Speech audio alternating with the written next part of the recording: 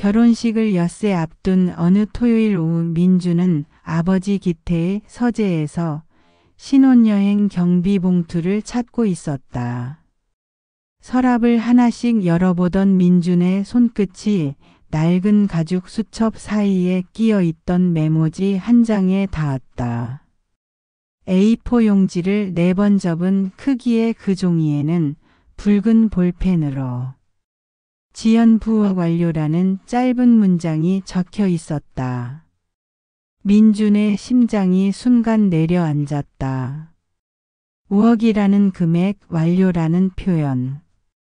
손이 떨려 메모를 제대로 쥘 수조차 없었다. 머릿속으로는 온갖 추측이 스쳐 지나갔다.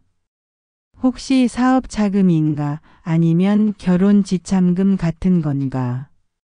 하지만 아버지는 평소 그런 이야기를 한 적이 없었고 지연의 집안도 경제적으로 넉넉한 편이 아니라는 건 민준도 알고 있었다. 가슴 한구석이 무겁게 짓눌렸다. 민준은 급히 메모를 원래 자리에 끼워 넣고 서랍을 조용히 닫았다. 신혼여행 경비 봉투는 결국 찾지 못한 채 그는 서재를 빠져나왔다. 복도를 걸으며 민주는 자신에게 되물었다. 이건 뭘 의미하는 거지? 왜 아버지가 사돈에게 그런 돈을 받은 거야? 하지만 그 질문에 답할 용기는 없었다. 그날 밤 민주는 지연과 통화하면서도 그 메모에 대해선 한마디도 꺼내지 못했다. 지연은 들뜬 목소리로 드레스 최종 피팅 이야기를 했고 민주는 응, 그래라는 짧은 대답만 반복했다. 전화를 끊은 뒤 민주는 침대에 누워 천장을 바라봤다. 어둠 속에서 붉은 글씨가 계속 눈앞에 아른거렸다. 지연 부업 완료. 그는 눈을 감았지만 잠들 수 없었다. 메모를 발견한 그날 이후 민주는 매일 아침 거울 앞에서 자신을 다독였다. 아무 일도 없었다. 아무것도 보지 않았다. 하지만 거울 속 자신의 눈빛은 날로 흔들렸고 면도하는 손끝은 미세하게 떨렸다. 출근길 차 안에서도 로펌 책상 앞에서도 그 붉은 글씨 지연 부업 완료가 눈앞에 어른거렸다. 민주는 지연에게 전화할 때마다 목소리를 억지로 밝게 유지했다. 응, 나 괜찮아. 일이 좀 바빠서 그래. 거짓말이었다. 괜찮지 않았다. 결혼 준비는 계속되었다. 식장 예약 확인, 신혼집 가구 리스트 점검, 청첩장 문구 수정. 지연은 들뜬 목소리로 드레스 사진을 보내왔고 민주는 예쁘다고 답장했다. 하지만 그 단어조차 무겁게 느껴졌다. 어느 날 저녁 지연이 물었다. 드레스는 마음에 들었어? 민주는 고개를 끄덕이며 대답했다. 응, 너무 예쁘더라. 그러나 속으로는 다른 생각이 맴돌았다. 정말 이 사람이 내 행복일까? 지연의 환한 미소가 오히려 민준의 가슴을 짓눌렀다. 그는 자신이 지연을 배신하고 있다는 죄책감에 시달렸다. 비밀을 안 채로 결혼을 준비하는 일은 마치 폭탄이 장착된 선물 상자를 건네는 것 같았다. 민주는 여러 번 고백하려 했지만 지금의 행복이 산산조각 나버릴 것 같아서 그래서 그는 입을 다물었다. 모른 척했다. 사랑하는 사람 앞에서 자신의 양심 앞에서 비겁하게 침묵했다. 결혼식이 다가올수록 민준의 불안은 깊어졌고 그는 점점 더 자신을 잃어갔다. 결혼을 일주일 앞둔 어느 저녁 민주는 아버지 기태에게 불려갔다. 서재 문을 열자 아버지는 창밖을 바라보며 서 있었고 뒤돌아본 그의 얼굴은 평소보다 굳어 있었다. 앉아라. 기태의 목소리는 낮고 무거웠다. 민주는 소파에 앉았지만 등받이에 기대지 못하고 끝에 걸터 앉았다. 아버지는 천천히 다가와 민준 옆에 앉으며 속삭이듯 말했다. 민준아, 절대 지연이 앞에선 모른 척해라. 사돈에게 5억 받아오는 건 정당한 내 몫이야. 민준은 아버지의 눈을 똑바로 볼 수 없었다. 아버지 왜 이러시는 거예요? 기태는 한숨을 내쉬며 대답했다. 변호사나 의사 사위 얻으려면 이 정도는 당연한 거야. 그동안 너 로스쿨 뒷바라지 하는데 돈이 얼마나 들어간 줄 아냐? 앞으로 나도 번듯하게 사업체라도 운영하려면 사업 자금이 필요하다. 이건 우리 가족 모두를 위한 일이야. 민주는 속으로 생각했다. 아버지도 괴로울 텐데 하지만 그 괴로움이 정당화될 수 있는 것일까? 기태는 민준의 어깨에 손을 얹으며 말을 이었다. 너는 신경 끄고 결혼 준비만 해라. 이 일은 내가 다 처리할 테니까. 민준은 고개를 끄덕였지만 가슴 속에선 무언가가 무너지는 소리가 들렸다. 아버지의 명령은 절대적이었다. 어릴 적부터 민주는 아버지의 뜻을 거스른 적이 없었다. 법대 진학도 로펌 취직도 심지어 지연과의 만남조차 아버지가 주선한 것이었다. 이번에도 그는 고개를 숙였다. 알겠습니다, 아버지. 서재를 나오며 민주는 복도에서 멈춰섰다. 멀리 거실에서 어머니와 지연이 웃으며 대화하는 소리가 들렸다.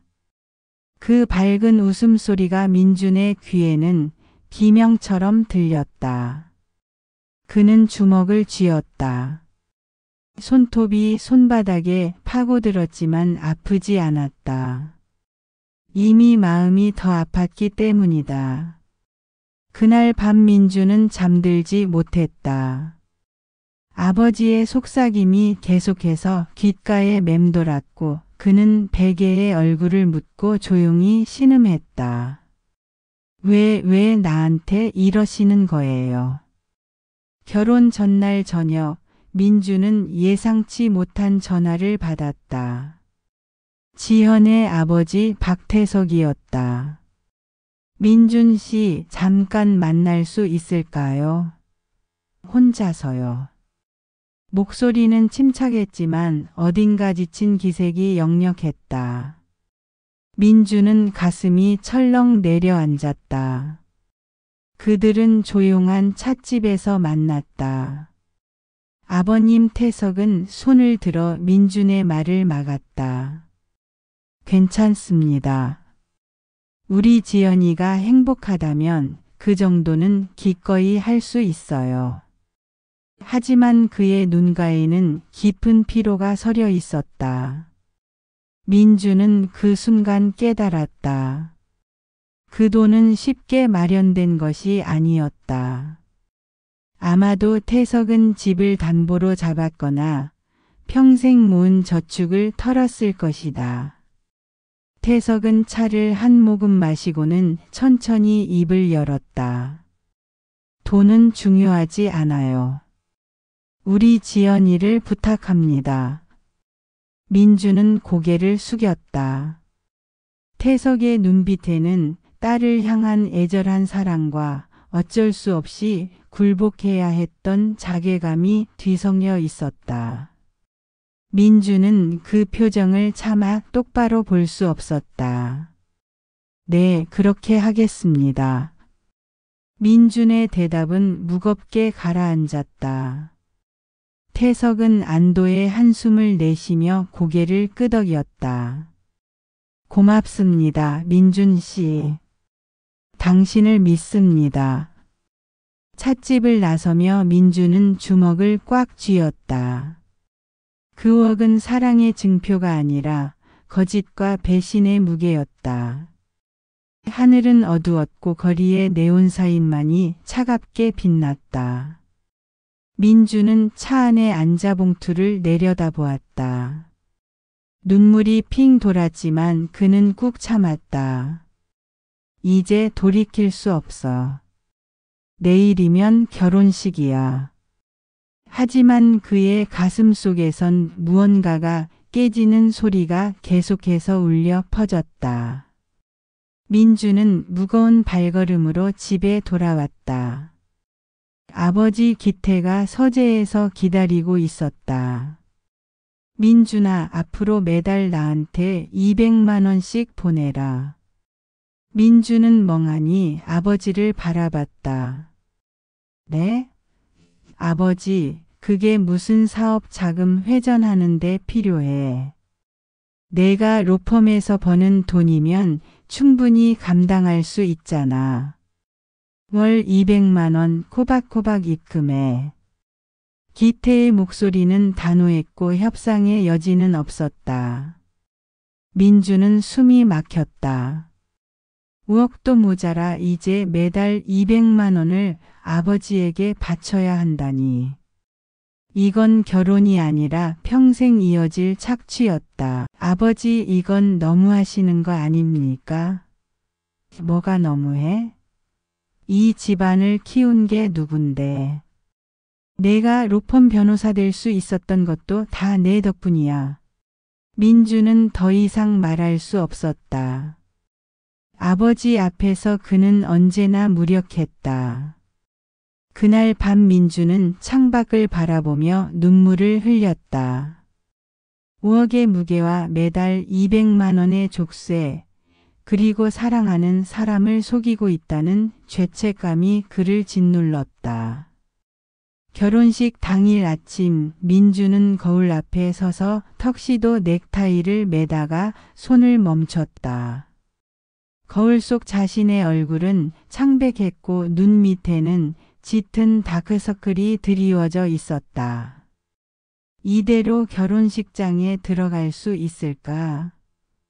그는 스스로에게 물었지만 대답은 나오지 않았다. 식장으로 가는 차 안에서 민주는 핸드폰을 꺼내 지연에게 문자를 보냈다. 시작 전에 잠깐 만날 수 있을까? 꼭 할 말이 있어. 지연은 금방 답장을 보냈다. 무슨 일이야? 긴장돼서 그래? 곧 봐. 하지만 민준의 표정은 더욱 굳어졌다. 식장 대기실에서 민주는 지연을 기다렸다. 순백의 웨딩드레스를 입은 지연이 문을 열고 들어왔다. 그녀의 얼굴은 행복으로 빛났지만 민준의 표정을 보는 순간 미소가 사라졌다. 민준 씨, 무슨 일이에요? 얼굴이 왜 그래요? 민주는 심호흡을 하고 입을 열었다. 지연 씨, 미안해. 아버지가 너 몰래 아버님에게 5억을 요구했어.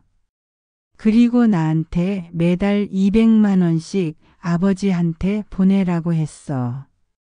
지연은 얼어붙은 듯 민준을 바라봤다. 뭐라고요? 뭐? 우리 아버지가? 민주는 고개를 끄덕였다. 나도 결혼 일주일 전에 알았어. 서재 서랍에서 메모를 봤어. 지연 부엌 완료라고 적힌 메모를. 지연의 눈에서 눈물이 흘러내렸다. 그럼 우리 결혼은 돈으로 한 거예요. 사랑은 어디 있어요? 민주는 다가가려 했지만 지연은 뒤로 물러났다. 사랑으로 시작했지만 돈으로 굴러간 건 내가 잘못한 거야. 나는 너한테 말했어야 했는데 아버지가 무서워서 말하지 못했어. 지연은 목소리를 떨며 말했다. 그래서 지금 말하는 거예요. 결혼식 1시간 전에. 민주는 무릎을 꿇었다. 미안해. 정말 미안해. 하지만 이대로 결혼하면 평생 거짓말 속에 살 것 같아서. 차라리 지금이라도 진실을 말하는 게 맞다고 생각했어. 지현은 드레스 자락을 꽉 쥐며 고개를 저었다. 민준 씨, 저는 어떻게 해야 할지 모르겠어요.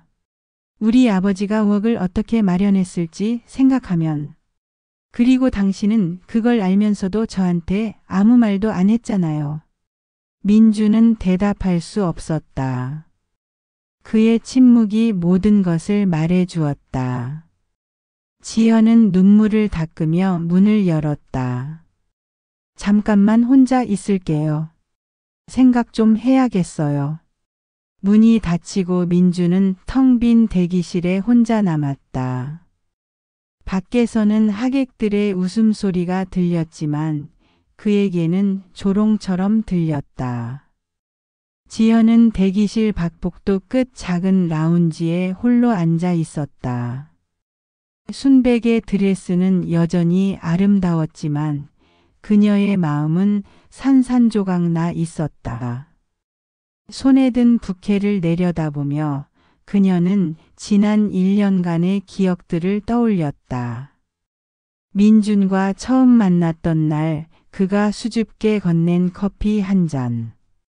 함께 걸었던 한강 산책로. 사랑해라고 속삭이던 그의 목소리. 그 모든 것이 진실이었을까 아니면 아버지의 각본이었을까? 눈물이 다시 흘러내렸다. 감사함과 분노, 미안함과 배신감이 뒤섞여 가슴을 짓눌렀다. 아버지가 5억이라는 거금을 마련하기 위해 얼마나 힘들었을지 생각하니 눈물이 멈추지 않았다. 평생 성실하게 살아온 아버지가 집을 담보로 잡았을 것이다.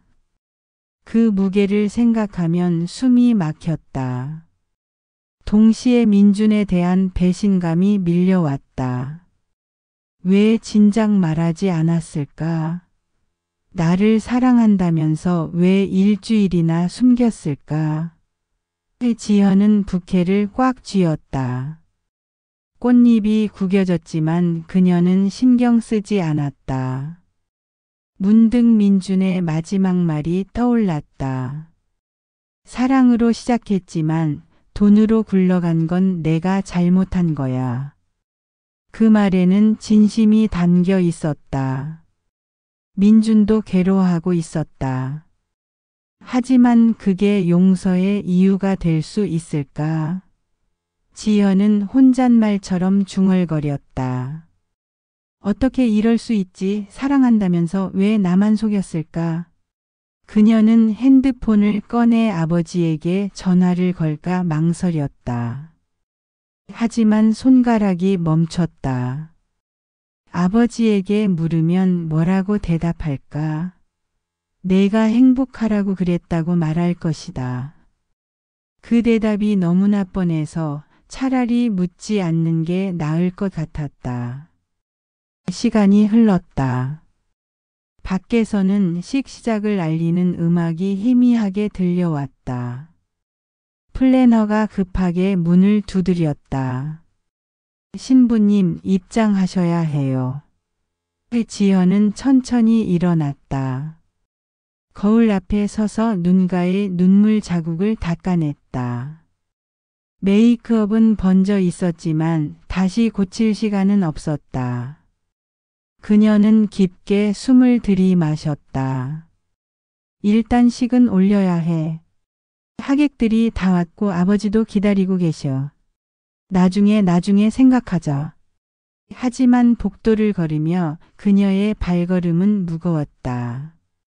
입구에서 아버지 태석이 기다리고 있었다.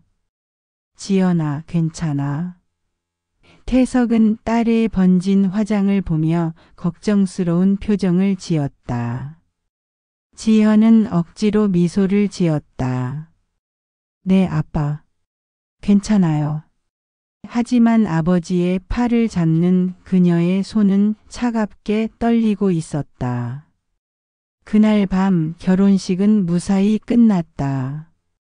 하지만 신혼방 침대에 나란히 누운 두 사람은 서로에게 등을 돌린 채 각자의 죄책감에 잠을 이루지 못했다.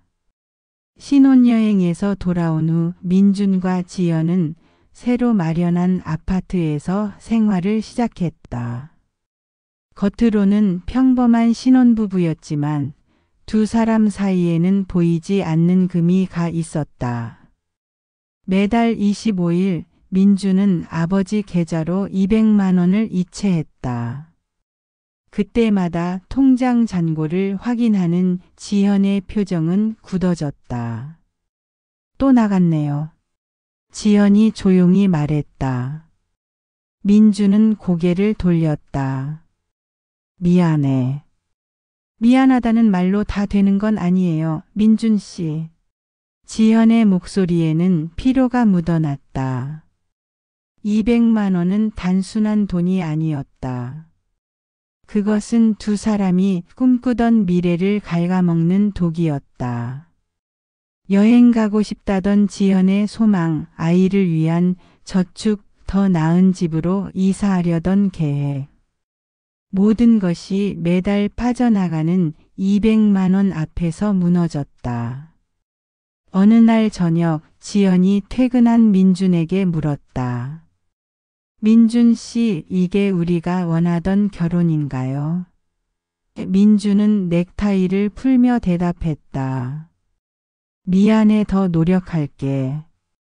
노력만으로 되는 문제가 아니에요. 지연의 목소리는 차가웠다. 당신 아버지는 언제까지 우리한테서 돈을 빼앗아 가실 건가요? 민주는 대답하지 못했다.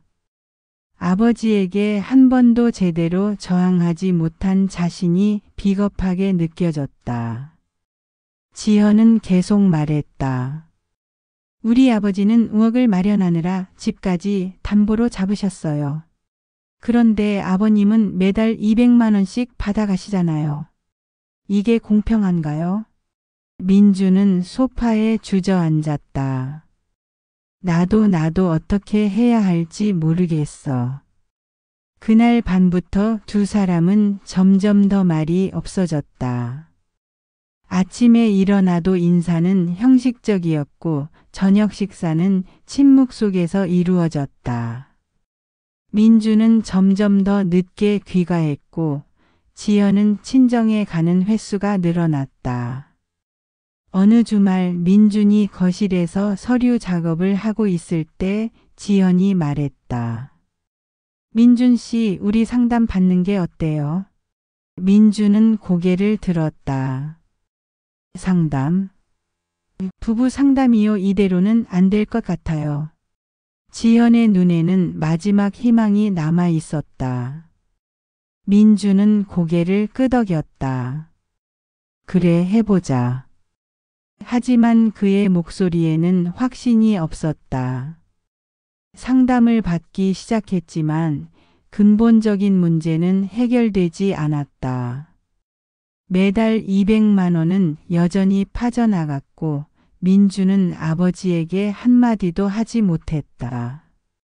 상담사는 말했다. 서로 솔직하게 대화하세요. 하지만 두 사람은 이미 대화하는 법을 잊어버렸다. 결혼 6개월이 지난 어느 날 지연이 작은 가방을 들고 나가려 했다. 어디가? 민준이 물었다. 친정에 좀 있다 올게요. 언제 와? 모르겠어요. 지연은 문을 닫고 나갔다. 민주는 텅 빈 거실에 혼자 남았다. 통장 잔고를 확인하니 이번 달도 200만 원이 빠져나간 후였다. 그는 핸드폰을 꺼내 아버지 번호를 눌렀다가 결국 통화 버튼을 누르지 못하고 화면을 껐다. 매달 빠져나가는 돈이 통장 잔고를 갉아먹듯 신뢰도 천천히 잠식되어 갔다. 결혼 1년이 지난 어느 날 민주는 퇴근 후 집에 들어서자마자 이상한 정적을 느꼈다. 평소 지연이 있을 시간이었지만 집 안은 텅 비어 있었다. 거실 테이블 위에 봉투 하나가 놓여 있었다. 민주는 떨리는 손으로 봉투를 열었다. 민준 씨, 더 이상은 못하겠어요. 이혼하고 싶어요. 변호사 통해서 연락할게요. 지현. 짧은 편지였지만 그 안에는 1년간 쌓인 모든 고통이 담겨 있었다. 민주는 바닥에 주저앉았다. 편지를 쥔 손이 떨렸고 눈앞이 흐려졌다.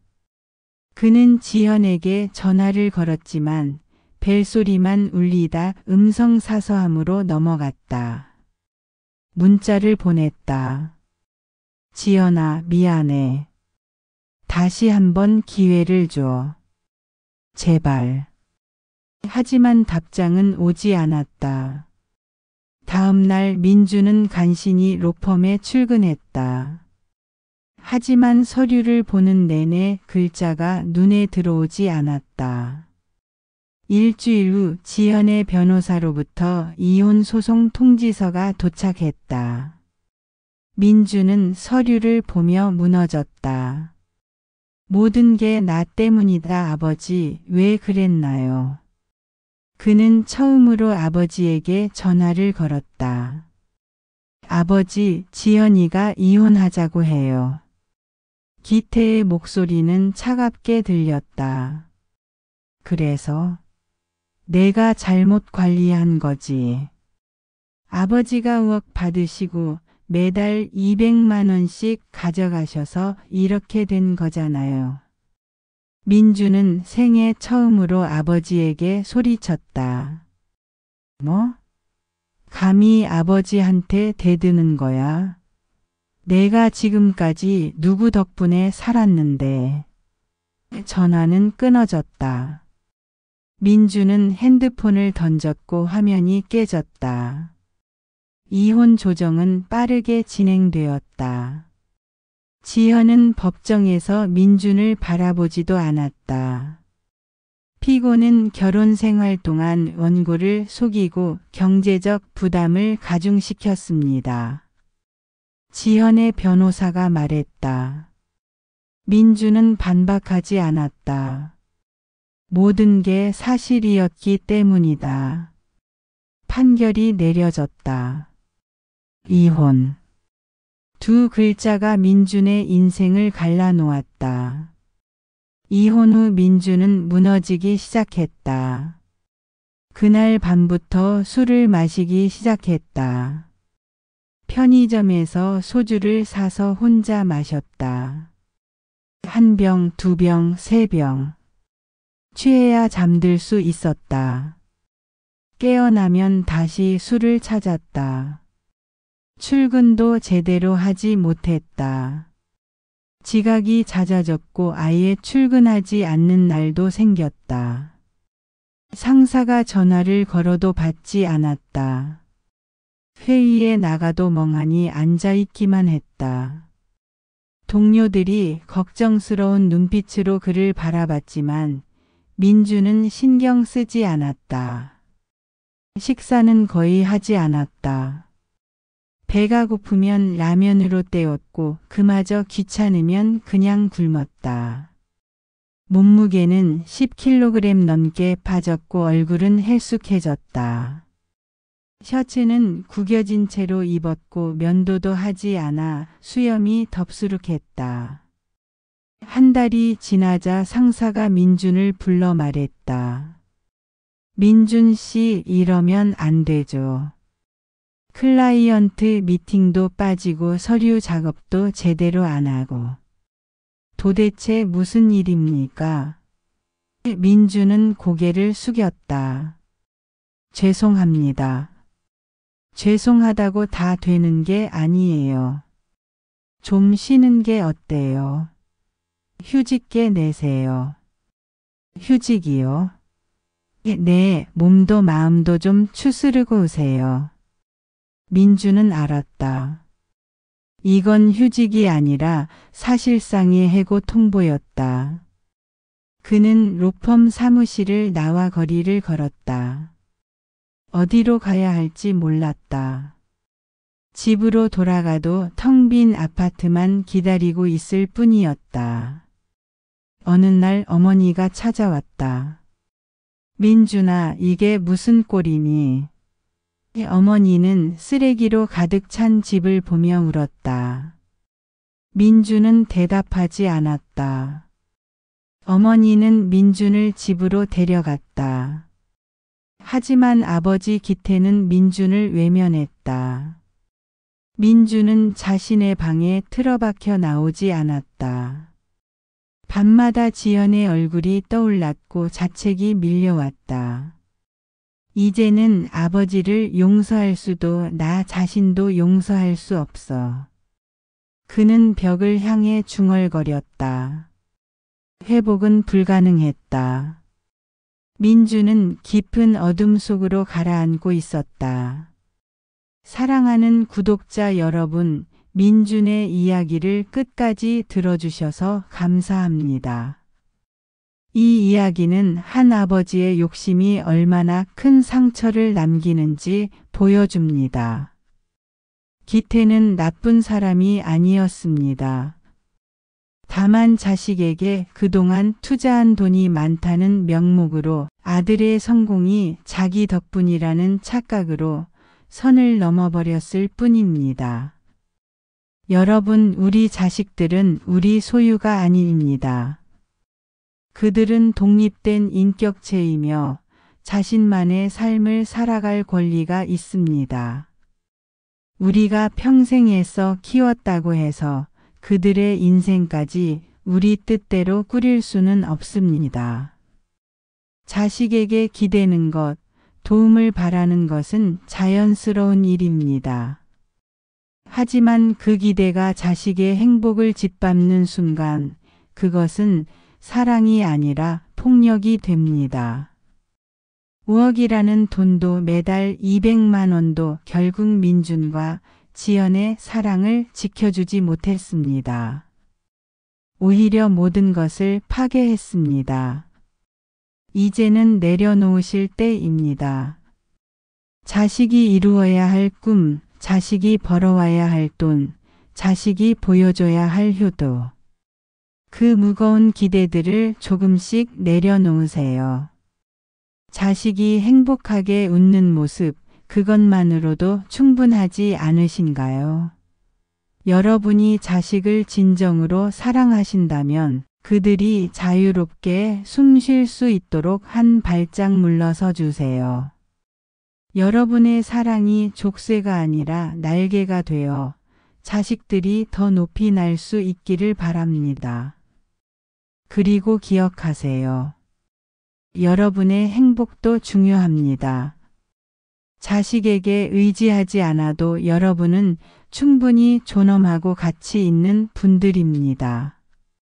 오늘부터라도 조금씩 손을 놓아보세요. 그것이 진정한 사랑입니다.